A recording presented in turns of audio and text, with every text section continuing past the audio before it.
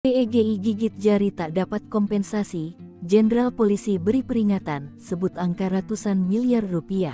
Polda Jawa Barat Jabar tak memberikan uang kompensasi kepada Peggy Setiawan yang menjadi korban salah tangkap dalam kasus kematian Vina Cirebon. Kabitkum Polda Jabar, Kombes Nurhadi Handayani menegaskan hanya akan menindaklanjuti putusan yang disampaikan Majelis Hakim. Diketahui, Majelis Hakim hanya memutus penyidikan terhadap Peggy terkait kasus pembunuhan Vina dan Eki di Cirebon pada 2016 lalu dihentikan. Jadi, nanti penyidik akan menindaklanjuti yang telah dibacakan oleh hakim. Kami tetap patuh pada hukum. Tadi, tidak menyebutkan misalnya ganti rugi, jadi penyidikan dihentikan kemudian segera dibebaskan Peggy Setiawan, jelas Nurhadi setelah sidang yang digelar di Pengadilan Negeri PN, Bandung pada Senin tanggal 8 Juli tahun 2024.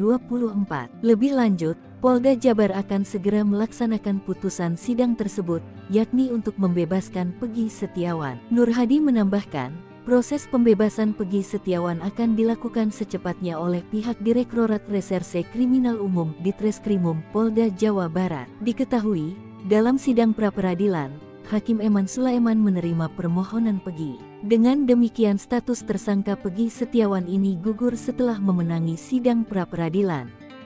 Peggy Setiawan pun dinyatakan bebas dari tahanan Polda Jabar. Setelah Peggy Setiawan bebas, dia akan segera kembali ke keluarganya di Kabupaten Cirebon, Jawa Barat. Peggy Setiawan disebut berhak mendapat ganti rugi usai gugatannya dikabulkan Hakim pra-peradilan. Ex-Wakapolri Komjen Pol Purno Groseno pernah ingatkan soal ganti rugi 100 miliar rupiah bagi korban salah tangkap.